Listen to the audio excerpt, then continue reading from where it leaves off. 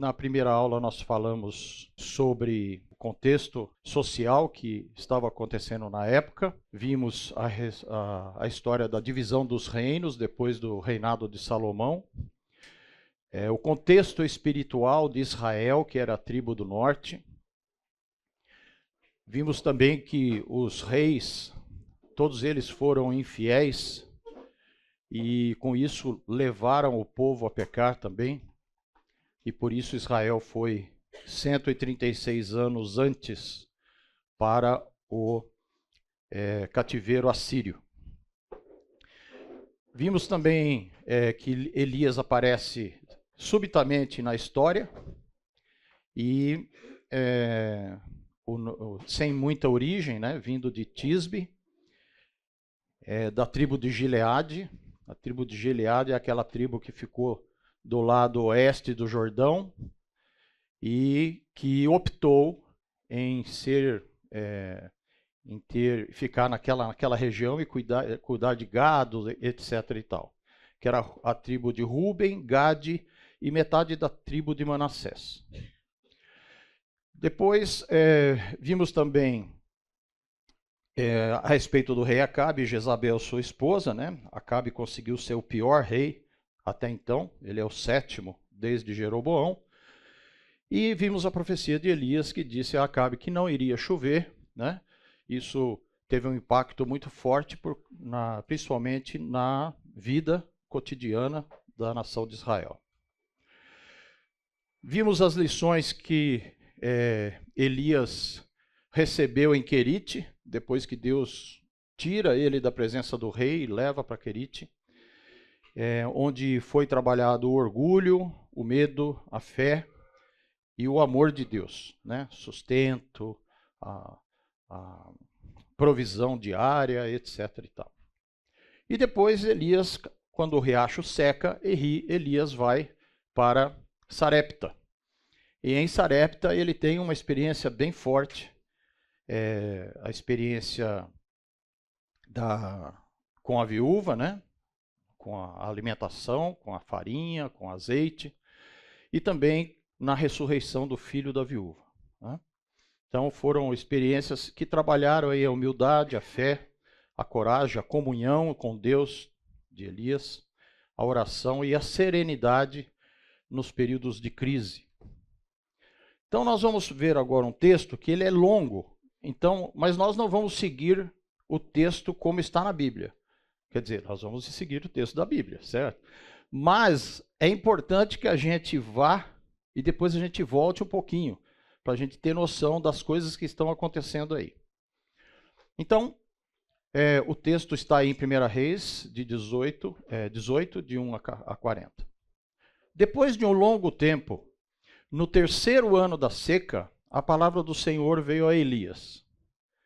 Vá apresentar-se a Acabe, pois enviarei chuva sobre a terra.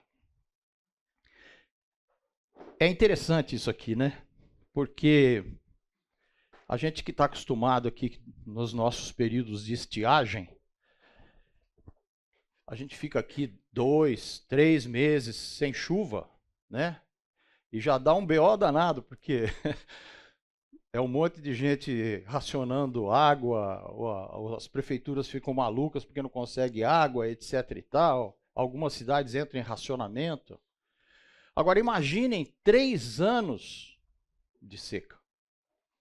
3 anos de seca num contexto agrícola é um impacto imenso. Então, veja só, 3 anos se passaram. A terra estava totalmente desolada, porque não tinha mais nada, plantação, etc. e tal. Agricultura zerada. Elias era procurado pelo rei como um fugitivo, né? Como um inimigo público de Israel. O treinamento em Sarepta, que era exatamente tanto de Querite quanto de Sarepta, é para esse momento que nós vamos mostrar hoje. E esse treinamento tinha terminado. Então era hora de fazer a aplicação e, como se Deus tivesse dito assim, Elias, vai lá e se mostra para Acabe. Mais ou menos se ele dissesse assim, Elias volte e acabe logo com isso. Só para a gente lembrar, esse mapinha, eu sei que vocês já estão enjoados dele, então eu mudei. Eu coloquei um mapa atual do Google, para a gente se situar geograficamente. Então, veja só. Aqui está Beirute, capital do Líbano. Aqui Sidom, aqui Tiro, entre eles Sarepta, tá certo? Depois temos aqui Jerusalém, Samaria, onde estava Acabe, e o Monte Carmelo, que daqui a pouco a gente chega lá. Por isso que eu falei que vai esquentar. Então, veja só. Elias sai de Sarepta, pela orientação de Deus, e vai se encontrar com Acabe. Ou seja, ele volta aqueles 150 quilômetros que ele havia feito para subir até Sarepta, né? Mais ou menos 30 horas de caminhada direto, mas provavelmente uns 2 dias de caminhada, né? Então ele vai até Samaria. E depois desse evento, a história é levada para o Monte Carmelo. Tá certo? Entenderam a geografia? Então vamos lá. E Elias foi. Você vê que tem pontinho, significa assim, tem mais texto ali no meio, né? Esses 3 pontinhos significa isso. A fome era grande em Samaria.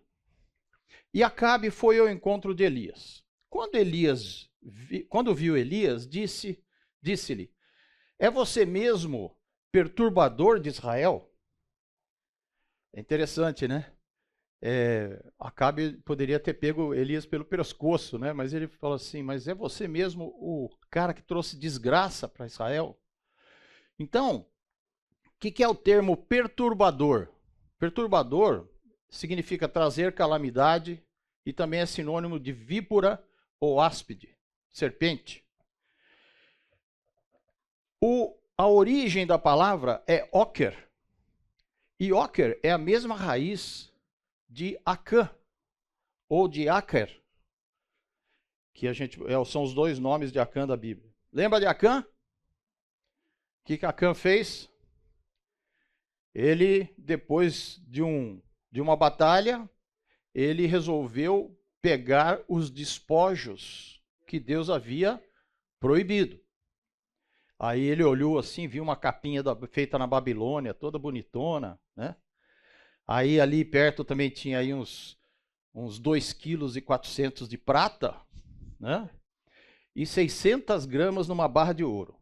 E aí ele escondeu isso. E por causa da desobediência de Acã, né, Deus trouxe juízo sobre Acã e sua família.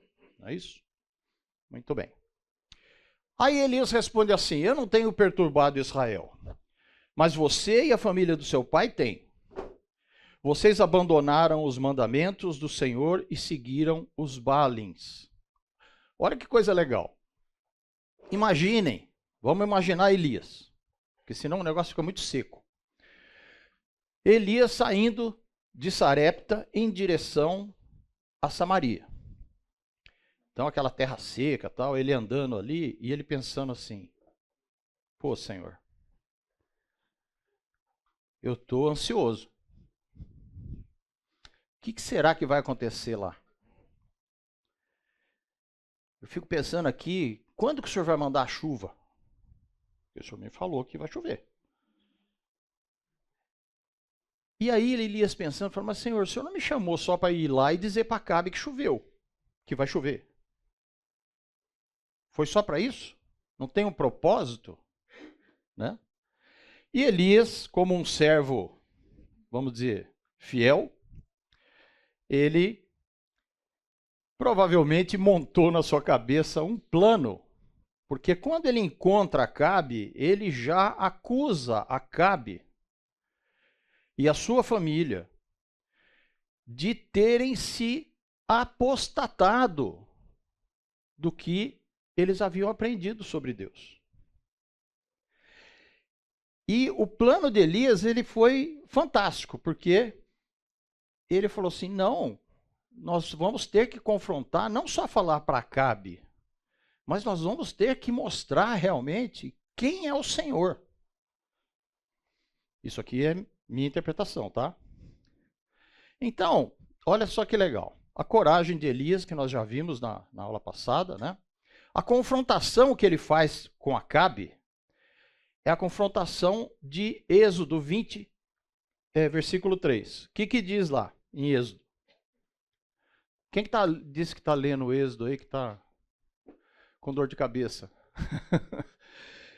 É assim mesmo. Não terás outros deuses além de mim. Não farás para ti nenhum ídolo, nenhuma imagem de qualquer coisa no céu, na terra, nas águas, debaixo da terra. Não te prostrarás diante deles e nem lhes prestará culto. Porque eu, o Senhor teu Deus, sou Deus zeloso, que castiga os filhos pelos pecados dos seus pais, até a terceira e quarta geração daqueles que me desprezam. Então Elias confronta Acabe contra o seu pecado, por quê? Porque era idolatria, não era isso? Opa, por que não anda?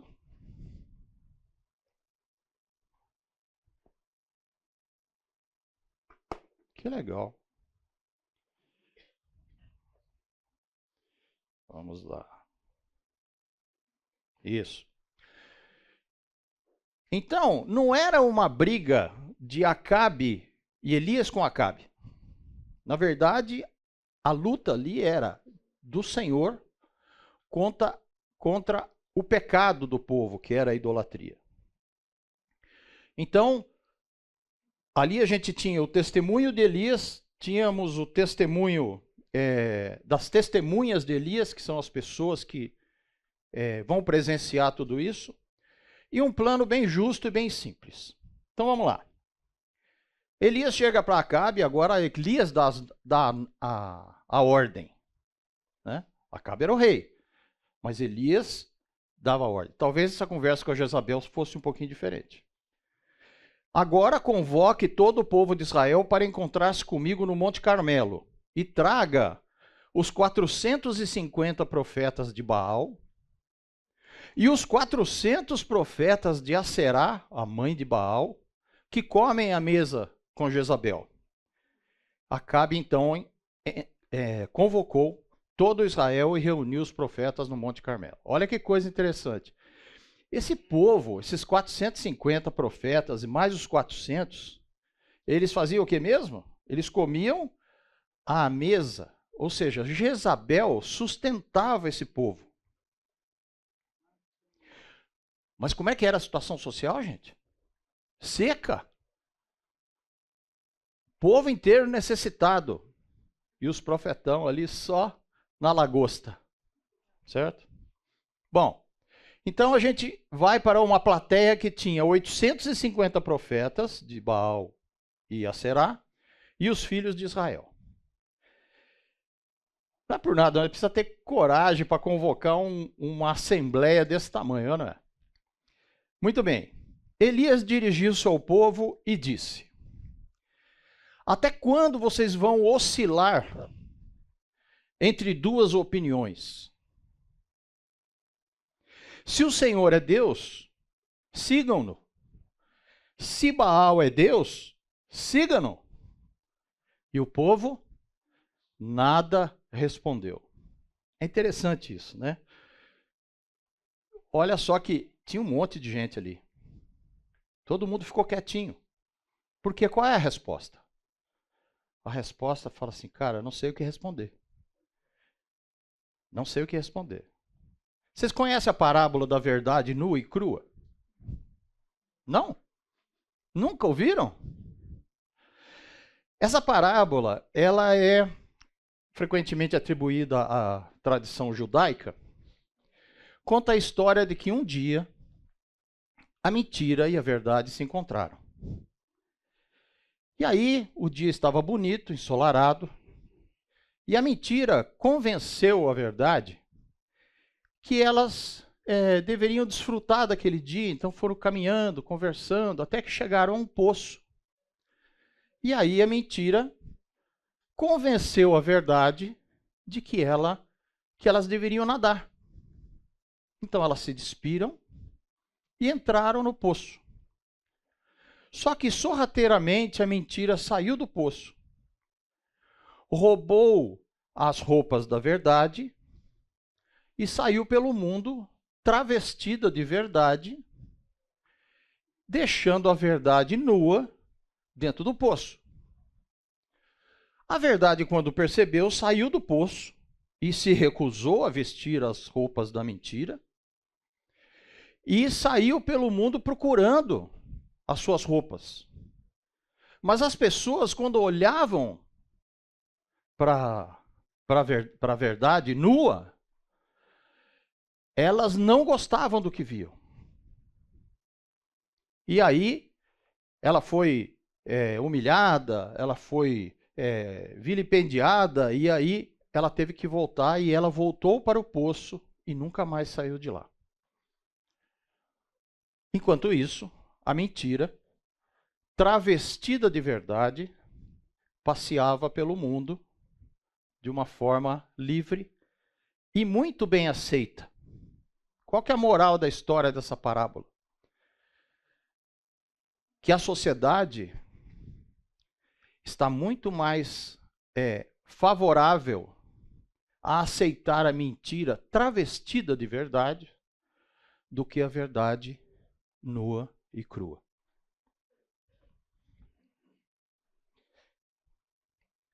O povo não respondeu por quê? Porque o povo vivia na idolatria. Eles não tinham o que responder. A verdade ali era que o povo estava na idolatria. Mas eles viviam o quê? Numa mentira. Eles viviam divididos e indecisos. Por isso que eles não responderam. Lembra alguma coisa, gente? Lembra alguma coisa do meio onde nós vivemos? Muitos ali talvez estivessem descontentes com Baal. Por quê? O Baal, 3 anos e meio de seca. E é 3 anos e meio mesmo. Depois Tiago confirma isso, que era 3 anos e meio. Então, eles estavam descontentes com Baal também, mas também não podiam ir contra aquilo que eles consideravam Deus. Também estavam descompromissados, porque eles estavam, como Elias disse, entre duas opiniões, cambaleantes, né? E é lógico que eles iam ficar calados na hora da decisão. Então Elias disse: eu sou o único que restou dos profetas do Senhor, mas Baal tem 450 profetas. Bom, agora é aquela volta que a gente vai fazer, tá? Vamos voltar no texto um pouquinho para a gente entender o que Elias está dizendo. Elias, não é bem assim. Tá certo, Elias? Eu sei que você está emocionado, você está, né? Mas espera um pouquinho aí. Por quê? O que acontece antes desse texto que nós lemos? Vamos lá? Vamos ler o texto. O texto são 12 capítulos, 12 versículos, tá certo? Então tá aqui. Depois de um longo tempo, no 3º ano da seca, a palavra do Senhor veio a Elias: vá apresentar-se a Acabe, pois enviarei chuva sobre a terra. E Elias foi. Como a fome era grande em Samaria, Acabe convocou Obadias, o responsável por seu palácio, homem que temia muito ao Senhor. Então, Jezabel estava eliminando os profetas do Senhor, Obadias reuniu 100 profetas e os colocou em 2 cavernas, 50 em cada uma, e lhes forneceu comida e água. Certa vez, Acabe disse a Obadias: vamos a todas as fontes e vales do país, e talvez consigamos achar um pouco de capim para manter vivos os cavalos e as mulas, e assim não será preciso matar nenhum animal. De modo que dividiram o território que iam percorrer. Acabe foi numa direção, Obadias foi na outra. Quando Obadias estava a caminho, Elias o encontrou. Elias o encontrou e Obadias o reconheceu, inclinou-se até o chão e perguntou: És tu mesmo, meu senhor Elias? Sou, respondeu Elias. Vá dizer ao seu senhor, Acabe, Elias está aqui. E aí Obadias falou assim: o que eu fiz de errado? Para que o senhor me entregue o teu servo Acabe para ser morto. Aí Elias provavelmente falou assim: vai lá falar para Acabe. Obadias falou: peraí, tem alguma coisa acontecendo aqui que você não está sabendo. Juro pelo nome do Senhor, o teu Deus, que não há uma só nação ou reino onde o rei, meu senhor, não enviou alguém para procurar por ti. E sempre que uma nação ou reino afirmava que tu não estavas lá, ele os fazia jurar que não conseguiam encontrar-te. Mas agora me dizes para ir até o meu senhor e dizer: Elias está aqui? Olha a noção de Obadias. Eu não sei para onde o Espírito do Senhor poderá levar-te. Quando eu te deixar, se eu for dizer a Acabe e ele não te encontrar, ele vai me matar. Eu que sou teu servo, tenho adorado o Senhor desde a minha juventude. E aí vem o texto que chancela, né? Por acaso o Senhor não ouviste que o que eu fiz enquanto Jezabel estava matando os profetas do Senhor? Que eu escondi 100 dos profetas do Senhor em 2 cavernas, e 50 em cada uma, e os abasteci com comida e água? Isso aconteceu antes de Elias dizer: eu sou o único profeta do Senhor. Então, vamos tirar algumas lições daqui.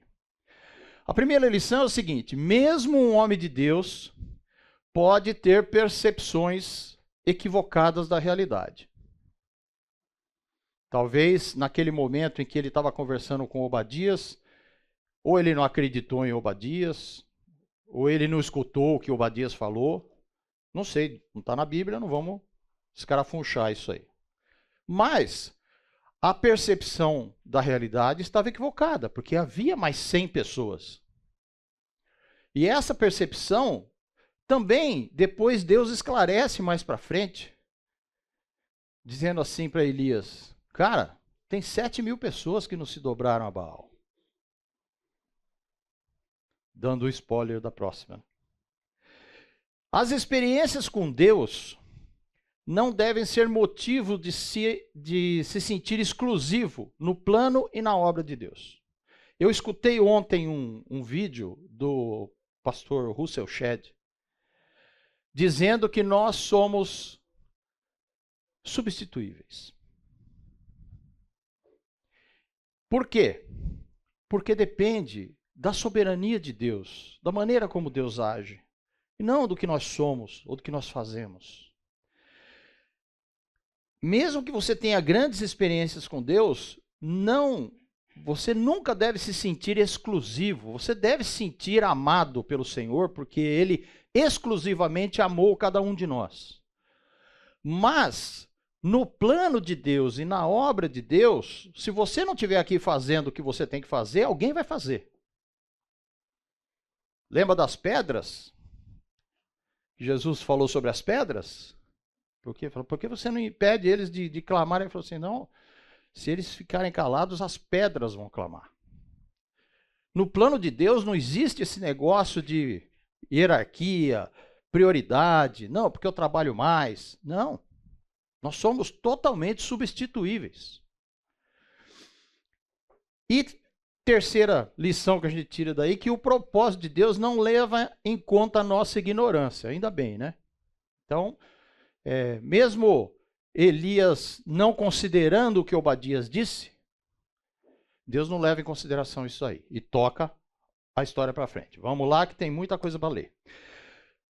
Elias disse então para os profetas: profetaiada, olha aí, tragam 2 novilhos. Escolham eles um e cortem-no em pedaços e ponham sobre a lenha, mas não acendam o fogo. Eu prepararei o outro novilho e colocarei sobre a lenha, e também não acenderei o fogo. Então vocês invocarão o nome do Senhor, seu Deus, com letra minúscula, e eu invocarei o nome do Senhor. O Deus com letra minúscula, que responder por meio do fogo, esse é Deus com letra maiúscula. O que o povo respondeu? Boa ideia, Elias. Por quê? Porque a gente não sabe o que fazer. Nós estamos divididos. Muito bem. Então vamos lá. Então olha que interessante. Não acendam o fogo, também não acenderei o fogo, e o Deus que responder, esse é Deus. Bom, o sacrifício tinha algumas considerações aí. Primeiro, Baal era considerado o deus do sol, deus da chuva, da colheita, da fertilidade. É isso? O Senhor era o Senhor. E aqui tem um teste de poder entre duas deidades, que na verdade é uma deidade e alguma coisa que não é nada. Fala assim, como assim? Baal? Nada. Porque Baal foi uma construção mental de algum indivíduo e que se transformou numa o quê? Tradição. Porque veja só, quantas verdades existem? O princípio de verdade é que a verdade ela é absoluta. Não existe verdade relativa. A verdade relativa é uma mentira transvestida de verdade. Verdade é verdade. Ponto. Isso, a nossa geração e a próxima, logo em seguida da nossa, tem uma dificuldade muito grande de aceitar essa verdade, que verdade é uma só. E nós cristãos sabemos aonde está essa verdade. Porque o nosso Senhor disse, eu sou a verdade. Então, aqui não era um teste de poder de deidades. Para o povo, sim. Mas, do ponto de vista intelectual, do raciocínio lógico, era o teste de Deus mostrando que era Deus e o nada sendo aclamado para que fizesse alguma coisa. Tá certo? Lógico que você já sabe o que vai acontecer, né? Aí, então, eles falaram assim, boa ideia, Elias, né? Então, todo o povo disse, o que você disse é bom, né? Então, Elias disse assim, escolham primeiro os novilhos, tá, mas não acendam o fogo. E aí, a fé de Elias, que foi trabalhada por Deus desde o começo, em Querite, em Sarepta, agora, Elias tem a convicção de que num momento em que haja uma confrontação da verdade, Deus vai se manifestar. Por quê? Porque ele já tinha se manifestado. Ele enviou Elias. Ele tirou Elias, protegeu em Querite. Ele preparou Elias em Querite. Sustentou Elias em Querite. Sustento sobrenatural. Depois ele levou Elias para Sarepta e aí ele sustentou Elias, a viúva, o filho. E além disso ele ressuscita o moleque. Algo inédito na época, né? Não tinha acontecido ainda. Então, Elias não tem dúvidas do poder de Deus. Ele experimentou o poder de Deus. Não há dúvidas de que não há outro Deus Porque Baal não é Deus. Não existe outro Deus. A mitologia grega não existe deuses. Eles criaram os deuses conforme o seu coração e a sua mente. Mas Deus é um só. Logo, os 850 profetas e sacerdotes que estavam ali, eles eram profetas e sacerdotes de nada. Certo? Se é um Deus só, não existe outro Deus. O Deus é o Senhor Yahvé. Lembra do nome de Elias? Yahvé é o meu Deus. Ou Jeová é meu Deus. Ou Yahvé é Deus. Bom, ao meio-dia, Elias começou a zombar deles. Gritem mais alto, dizia, já que ele é um Deus. Quem sabe ele está meditando, ou ocupado, ou viajando? Talvez ele esteja dormindo. Precisa ser despertado. A invocação do nada promove o quê? Nada. Não é isso? Muito bem.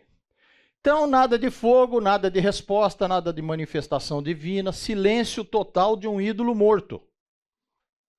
Então passaram a gritar ainda mais alto e a ferir-se com espadas e lanças de acordo com o costume deles, até sangrarem.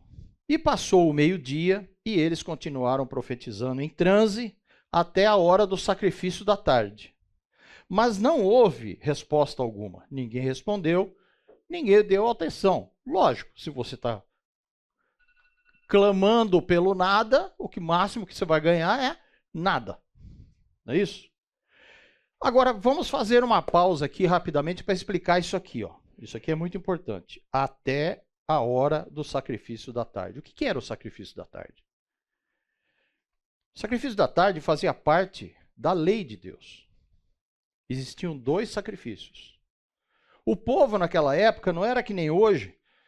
Acordava 10 horas da manhã, entendeu? Acordava com o dia, o sol raiava, já era o dia.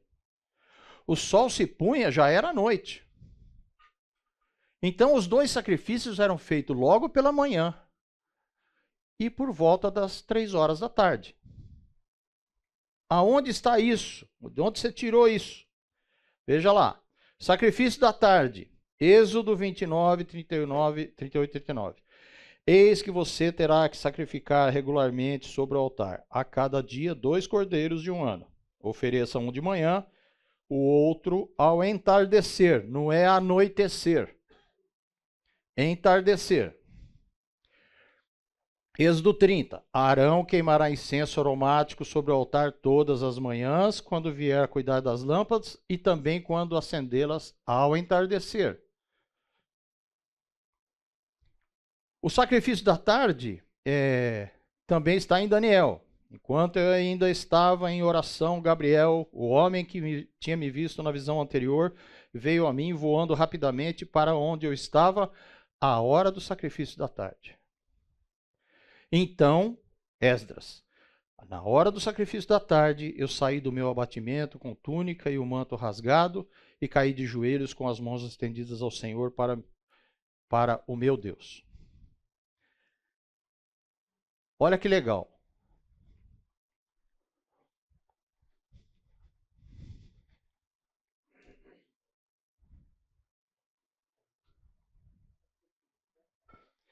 Entenderam por que Jesus morreu às 3 da tarde? Não era uma coincidência. Fazia parte da lei. Por isso que a palavra diz que o Senhor Jesus cumpriu toda a lei. Ele não morreu às 3 da tarde porque foi crucificado às 9 da manhã. Ele morreu às 3 da tarde porque tudo isso está no controle soberano de Deus para o cumprimento da lei, da justiça.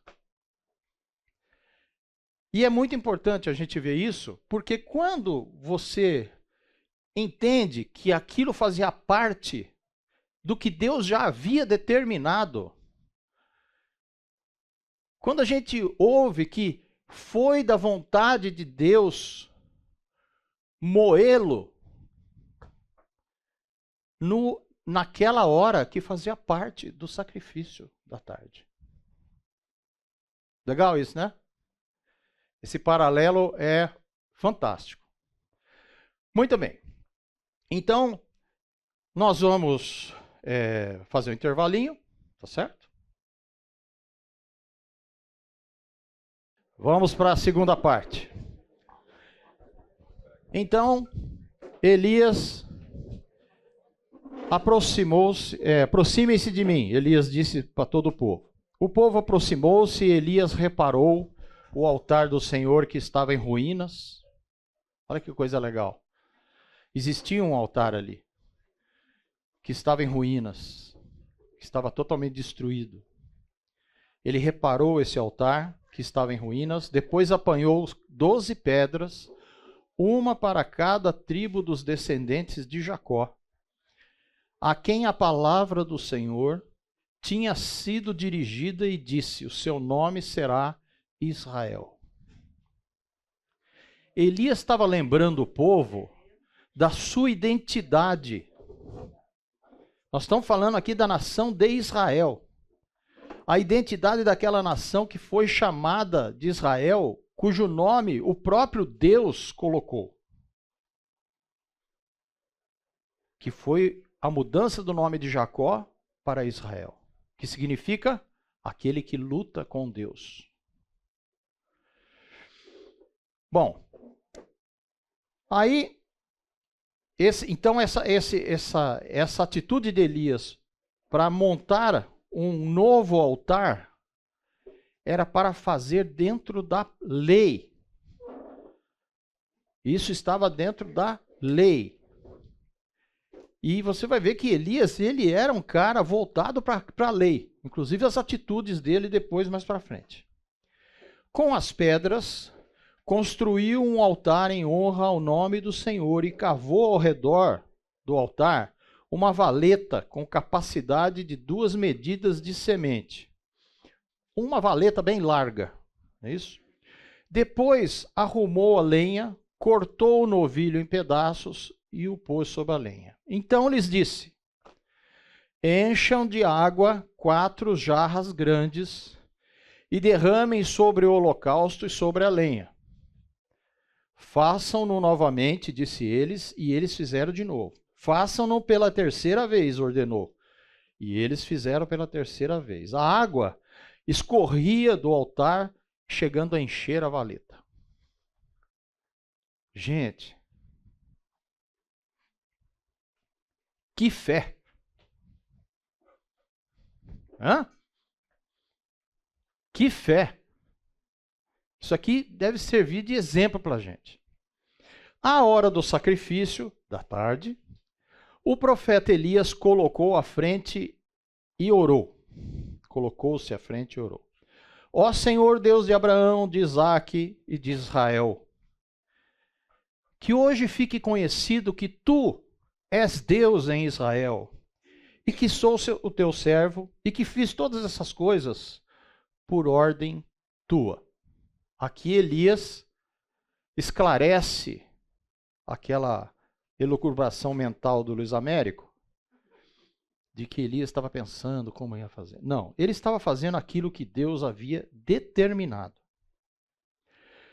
Responde-me, ó Senhor, responde-me, para que esse povo saiba que tu, ó Senhor, é Deus, e que fazes o coração deles voltarem a ti. Olha que legal isso. No momento dito pela lei, Elias ora e pede a Deus com um propósito específico, que é que o povo saiba que és Deus. Diga. Pois não. Deuteronômio 6,4. O Shema Israel. Né? Diz assim: Shema, ouve ao Israel, Yahvé. O nosso Senhor é o único Deus. É o único Deus. Exatamente. E aí, o que acontece? O Senhor responde. Não é isso? A palavra diz, então o fogo do Senhor caiu e queimou completamente o holocausto, a lenha, as pedras e o chão, e também secou totalmente a água da valeta. Quando o povo viu isso, todos caíram prostrados e gritaram, Elias, Elias. O que era o nome Elias? O Senhor é Deus.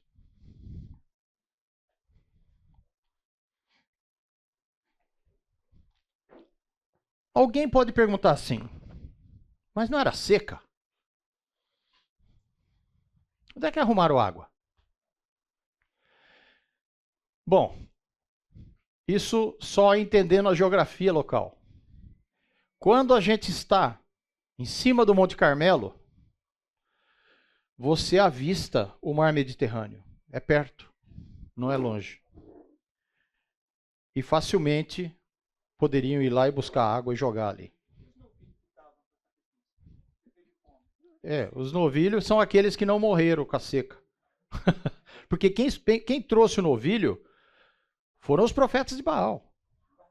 Porque Elias não tinha novilho nenhum, né? Elias não tinha novilho nenhum lá. Então, olha que coisa legal. Lembra que a gente falou sobre isso aqui? A obediência do homem e a fidelidade de Deus opera o milagre? Só que estava errado, tá? A fidelidade de Deus com a obediência do homem opera o milagre. Tá? Não depende só da fidelidade de Deus, não é isso? Bom, então, aquilo foi um evento que não deixou nenhuma dúvida que Deus é Deus e Baal não é nada. Baal é um sonho, é uma ilusão. Não tem um livro que chama assim, Deus, uma ilusão? É isso? Como é que é o nome? Um delírio. Então, o Baal é o delírio. Delírio humano. Bom, e aí vem uma cena interessante, né? Porque Elias estava o quê? Cumprindo a lei. Então Elias ordenou-lhes, prendam os profetas de Baal, não deixem nenhum escapar. Eles os prenderam e Elias os fez descer ao riacho de Quizon e lá os matou. Pô, Elias, de onde você tirou isso? De onde você tirou isso? Precisava matar os caras? Será que agora não era uma oportunidade para os caras se converter? Aceitar e reconhecer que que o Senhor é Deus? E que Baal é nada? E Elias responde para você assim, eu estou cumprindo a lei. Êxodo 22. Quem oferecer sacrifício a qualquer outro Deus, e não unicamente ao Senhor, será destruído. Então, o Carmelo traz algumas lições para nós. A primeira lição é o seguinte. Quando a gente está dentro da vontade de Deus, e a gente entende que isso é vontade de Deus, nós somos corajosos, convictos, invencíveis. Porque nós não estamos olhando as circunstâncias, nós estamos olhando aquilo que nós cremos. E o coração dividido, como diz lá em Tiago, né? Tiago diz assim, se algum de vocês tem falta de sabedoria, peça a Deus que a todos dá livremente, de boa vontade, e lhe será concedida. Peça, porém, com fé. Porém, com fé. Pois aquele que duvida é semelhante à onda do mar levada e agitada pelo vento. Não pense que tal homem que receberá alguma coisa do Senhor. É alguém que tem a mente dividida e é instável em tudo que faz. Por quê? Porque a dúvida, gente, A dúvida não é coisa de Deus. Deus nos pede que nós tenhamos fé. A definição de fé da própria Bíblia é a certeza. A dúvida faz parte das artimanhas do diabo. Foi assim desde o começo. Não foi essa a dúvida que o diabo lançou para que a mulher comesse? Não, não é bem assim. Deus sabe que no momento em que você comer, você vai se tornar como Ele. A dúvida é semeada para tirar a certeza. Porque qual era a certeza? Se comer daquele fruto, você vai morrer. E isso acontece na nossa vida, gente. Às vezes a palavra de Deus diz algo para a gente e fala assim, mas pô, será que é isso mesmo? Essa dúvida, esquece, é um jeito do diabo estar trabalhando na sua vida. Porque a gente tem que crer nisso. É certeza, é a verdade, gente. E a melhor ferramenta, então, é a oração com fé, como diz Tiago, né? E nunca subestime uma vida dedicada a Deus. Então, nós vamos para o último texto aqui. E aí a gente pensa assim, pô, mas será que aqueles profetas, o povo de Israel que estava ali, o próprio Acabe, o Acabe assistiu aquilo tudo. O cara era o rei. Será que não, né? A gente sempre fica confabulando, né? Mas vamos ao texto que é o que está descrito e é a verdade. Elias disse a Acabe: vá comer e beber, pois já ouço o barulho de chuva pesada. Isso é que é fé, cara. Então Acabe foi comer e beber. Pô, se eu tivesse no lugar de Acabe, o que eu ia fazer? Elias, que comer o quê, cara?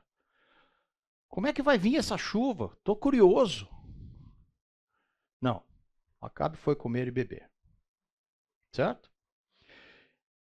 E Elias subiu no alto do Carmelo e dobrou-se até o chão e pôs o rosto entre os joelhos. Qual que eram as promessas de Deus ali? Então vamos lá. Não houve chuva nem orvalho, promessa cumprida. A terra ficou seca e estéril por 3 anos e meio, conforme está lá em Tiago. A seca mostrou que não existe nenhum Deus da chuva, do sol, da fertilidade, da colheita, a não ser o Senhor Deus. Então essas são as verdades. E Deus já tinha dito para Elias, no começo da aula, a gente leu o primeiro texto, eu vou mandar chuva sobre a terra. Então Elias sobe e vai lá para o Carmelo. Olha que legal isso daqui. Isso aqui é o que Deus falou para Salomão. Quando Salomão dedicou o templo que ele construiu, foi o primeiro templo de Israel, ele fez a sua oração, invocou dizendo que o Senhor ouvisse, que modificasse, que fizesse, que desse, tal. Aí Deus responde para Salomão assim: ouvi a sua oração e escolhi esse lugar para mim como um templo para sacrifícios. Se eu fechar o céu para que não chova, ou mandar que os gafanhotos devorem o país, ou sobre o meu povo enviar uma praga, se o meu povo, que se chama pelo meu nome, se humilhar e orar, buscar a minha face e se afastar dos seus maus caminhos, dos céus ouvirei. Dos céus eu ouvirei. Perdoarei o seu pecado e curarei a sua terra. Essa promessa muitas vezes tem sido aplicada para nós. Essa promessa foi para Salomão.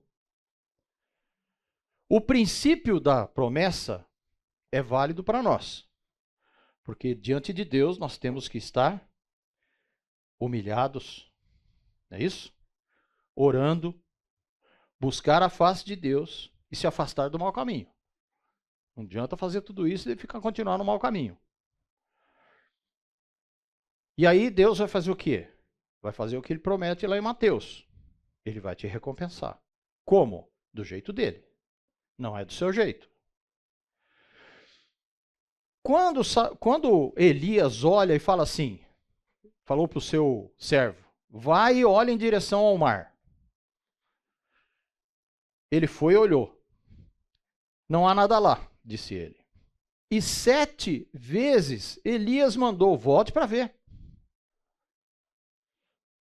Gente, quantas vezes na terceira oração você já está desistindo de pedir para Deus? 7 vezes. Elias continuava ali, sentado no chão, com a cabeça no meio dos joelhos, humilhado diante de Deus, aguardando a ação de Deus. Quanto tempo, Senhor, eu tenho que ficar como Elias, humilhado diante do Senhor, aguardando uma resposta de oração? O necessário. Fique lá. É assim a resposta. Na 7ª vez, o servo disse: uma nuvem tão pequena quanto a mão de um homem está se levantando no mar. Então Elias levanta e fala assim: vá dizer a Acabe, prepare o seu carro e desça antes que a chuva o impeça. Eu tive uma experiência muito interessante em 2000 e agora, não lembro mais, acho que foi 17, sei lá, que eu fui com um grupo aqui da igreja conhecer Israel. E é muito legal. Quem tiver a oportunidade tem que ir. É muita história. E aí, quando a gente estava lá, eu não lembro se foi a Rosângela, ou alguém falou, nossa, olha uma nuvenzinha. E tinha uma nuvenzinha pequenininha lá no céu. Não era essa nuvem, porque nós não tiramos fotografia da nuvenzinha, infelizmente. Mas era uma nuvenzinha no meio daquele imensidão azul, né? E aí alguém falou, ó, vai chover, hein?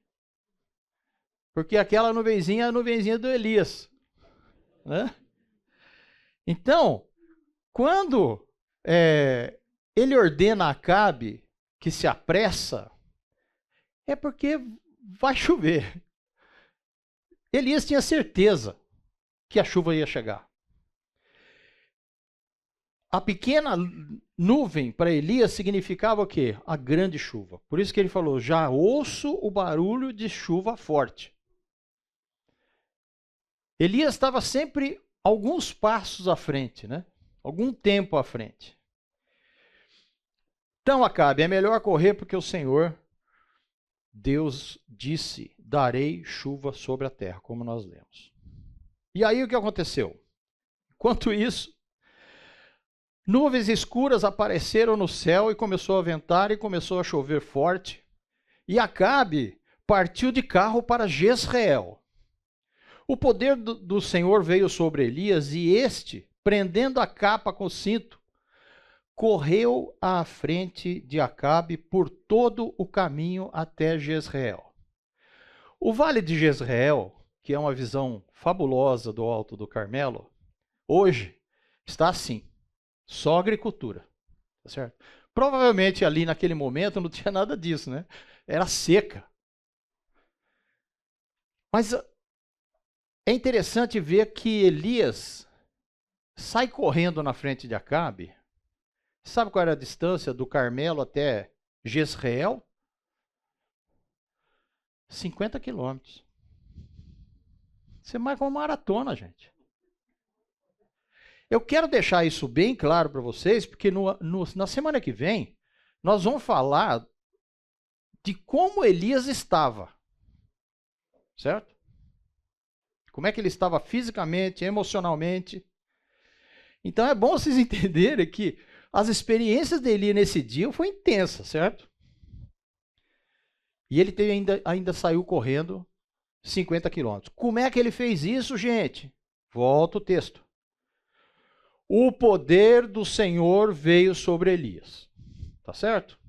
Não teve mérito. Ele não era maratonista, tá certo?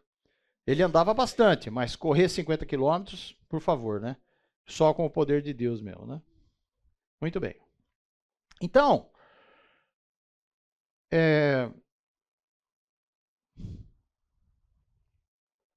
uma coisa importante sobre o Vale de Jezreel. O Vale de Jezreel foi um local muito disputado em Israel. Porque aí aconteceram muitas batalhas. Foi aí que aconteceu a batalha de Gideão contra os midianitas. Foi aí que Saul lutou contra os filisteus. Foi aí que ele morreu, que ele se suicidou. Não é isso? Aí também foi onde a Jezabel, mais para frente, né? A Jezabel encontrou a morte. Foi aí também que Jezabel condenou Nabote à morte. Lembra que ela mandou matar o Nabote? Que Acabe queria comprar o terreno. Nabote não quis negociar. E aí Jezabel, muito legal, deu um jeito, né? Então, veja só. O que acontece quando a promessa é cumprida? Primeiro, autentica o propósito de Deus, certo? Autentica também a missão do profeta. Aliás, o profeta é reconhecido como profeta quando aquilo que ele disse acontece, certo? Que a gente vê aí muito profeta por aí prometendo um monte de coisa que está parecendo Baal e a chuva, né? Autentica a verdadeira adoração para quem deve ser adorado, autentica o poder do Senhor, autentica a inutilidade do ídolo, porque é nada, certo? E autentica a razão da obediência. O texto de Tiago, capítulo 5, diz que a oração de um justo, é poderosa e eficaz. Elias era humano como nós, e ele orou fervorosamente para que não chovesse. Então, outro dia me perguntaram aqui, como é que Elias conheceu o Senhor? Minha resposta foi, não sei, a Bíblia não diz. Mas concorda que antes dele chegar para conversar com Acabe, Tiago está falando assim, Elias orou fervorosamente para que não chovesse. E não choveu sobre a terra durante 3 anos e meio. Confirmando que é 3 anos e meio. Orou outra vez e o céu enviou chuva e a terra produziu seus frutos. Eu tenho um probleminha com esse texto aqui, mas eu não vou discutir com o Tiago nem com a Bíblia, não tem cabimento, né? Falei, Tiago, será que você não queria dizer assim, e orou outra vez e Deus fez com que o céu enviasse chuva e a terra produzisse seus frutos? Mas eu não vou brigar com o Tiago, certo? Porque Tiago escreveu e está escrito. Então, algumas coisas importantes aí na atitude de Elias. A primeira, Elias se afastou do local. Ele se isolou, ele foi até o Carmelo e lá ele se humilhou diante de Deus. Ele foi para um lugar determinado. Ele se humilhou. Lembra o que diz lá em 1 Pedro? Humilhem-se sobre a poderosa mão de Deus. Isso. Ele foi específico. Olhe lá na direção do mar. Por quê? Deixa eu passar isso aqui que eu sempre esqueço. Olhe lá na direção do mar. Por quê? Porque naquela região, a maioria das chuvas vem do mar Mediterrâneo. Pode dar um Google lá que eu confirmei. A persistência de Elias. 7 vezes, gente.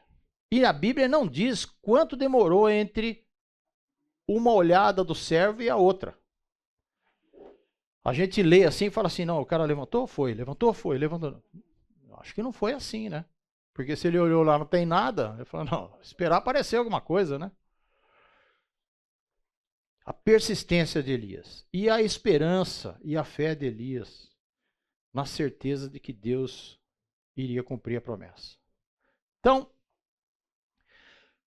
É muito interessante. A gente, quando olha esse texto, eu fico pensando assim que a gente precisa aprender com Elias. Elias, ele está nos ensinando aqui que ele tem a submissão dele diante de Deus e a busca pela presença de Deus num lugar tranquilo, sem muvuca, né? Saiu aquele negócio de mata profeta e desce fogo do céu, e aquela monte de gente que não sei o quê. Ele sai e se isola num determinado local para se derramar diante de Deus. Elias impacta a nossa vida porque diz assim, profetaiada, nós aqui. Você faz isso aí constantemente? Você vai para um determinado local onde você está livre de toda aquela agitação da nossa vida, que não é pouca, para se colocar diante de Deus diariamente, para ler a sua palavra, entender o que ela tem para nós, porque ela é a revelação de Deus para nós. Deuteronômio 29, está escrito lá, as coisas reveladas pertencem a nós. As que não estão reveladas pertencem a Deus. Mas nós temos a palavra revelada na mão. Todos os dias a gente tem que abrir esse livro, com vontade, sem vontade, com problema, sem problema, com doença, sem doença.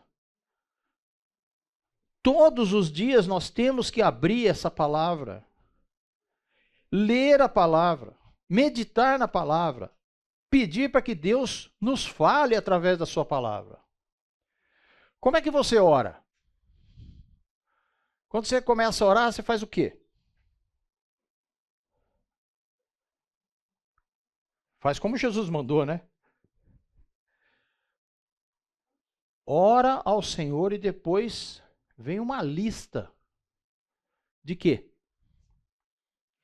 De pedidos?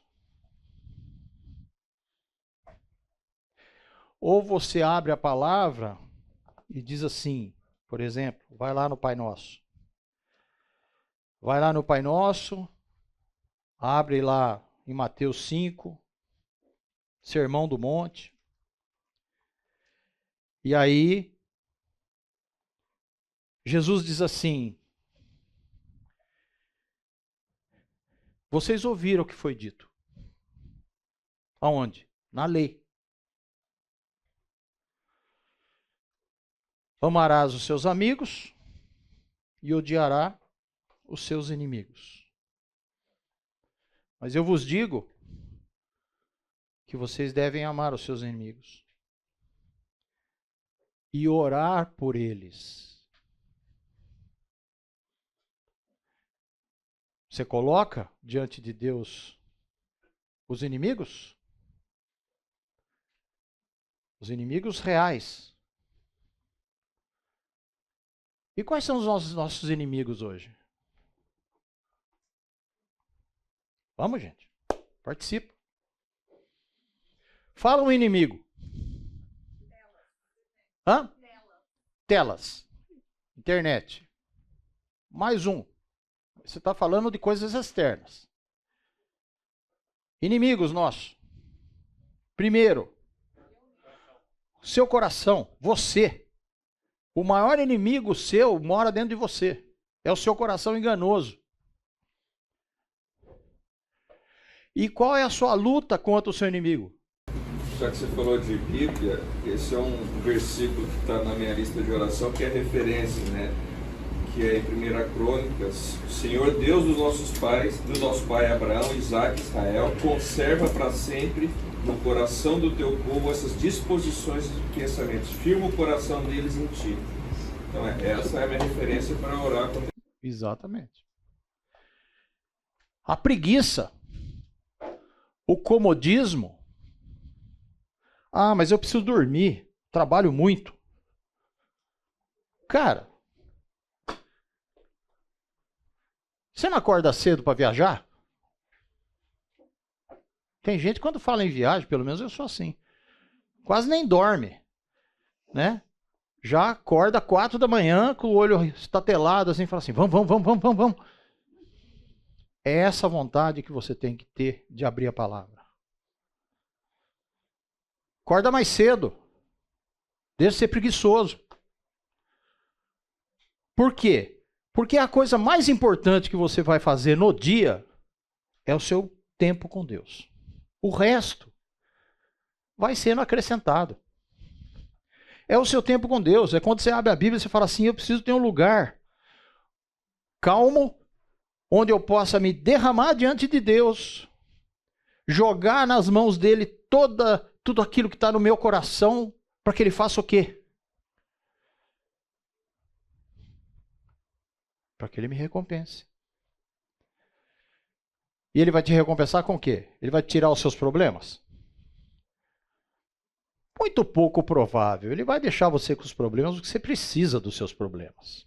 Alguns ele mandou, outros você criou. O objetivo não é esse. O objetivo é transformação. O tempo que você gasta com Deus, em cima da sua palavra, meditando, pedindo que Deus, clamando a Deus que precise mudar o seu coração, é para que você seja transformado. Que é o que Paulo fala lá em Romanos 12. Transformai-vos pela renovação da vossa mente. Nossa mente precisa mudar, por quê? Porque o nosso coração é podre. Nós temos que debruçar em cima da palavra, todo dia, toda hora, às vezes, várias vezes ao dia. O John Piper fala sobre isso, né? A gente precisa ter um lugar, separar um lugar todos os dias para orar, e nós não temos que negociar isso. É um propósito do coração que deve ser mantido, persistência, como Elias. Muitas e muitas vezes, a gente olha para a história de Elias assim e fala assim, nossa, desceu o fogo do céu, o cara ressuscitou, e apareceu comida na panela. Para que aconteceu tudo isso? Para que a gente tenha certeza de que o Senhor é Deus. Não é para falar que Elias era um poderoso homem de Deus. Não, ele era um homem de Deus. E a gente vai ver semana que vem o quanto ele pisou na bola e quanto a mente dele foi confundida.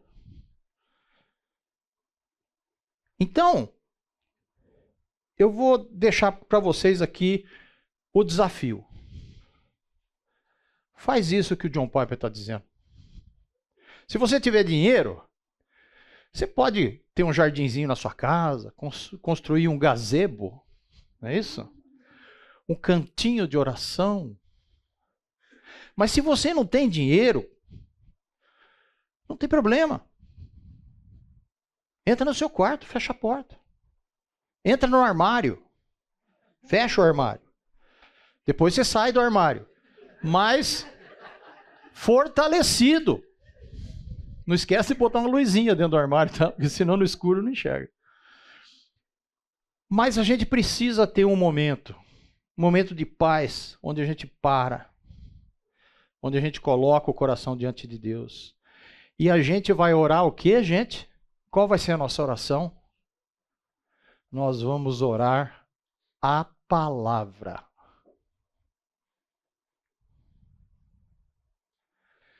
O que a gente merece? Parece aqueles quadrinhos, né? Aqueles quadrinhos. Quem são vocês? São os brasileiros. E o que vocês querem? Queremos o carnaval. Não é isso? Não. Vocês vão ler a palavra. Por quê? Porque a palavra é o que Deus fala com a gente. Ah, mas tem coisa aqui que eu não acredito muito. Peça para Deus te acrescentar a fé, porque você precisa acreditar. Porque quando você duvida, isso é instrumento maligno na tua vida. Não deixe de ter certeza. Então, o desafio que eu quero é, separe um dia, durante o dia, um momento em que você está diante de Deus, lendo, estudando, ouvindo mensagem, o que seja, para que você cresça espiritualmente no dia a dia. Nós precisamos disso. Nós não conseguimos viver sem isso, gente. O nosso combustível como cristãos tem que ser o que Deus quer para nós. Senão não tem sentido a gente ficar reunido.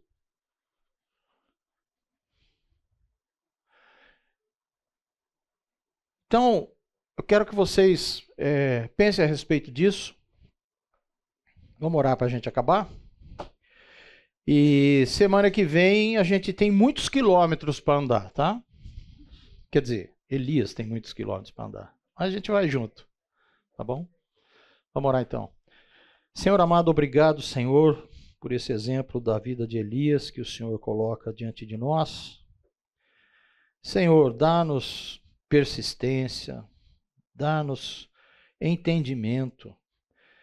Move o nosso coração para que desejemos o tempo todo estar diante de Ti,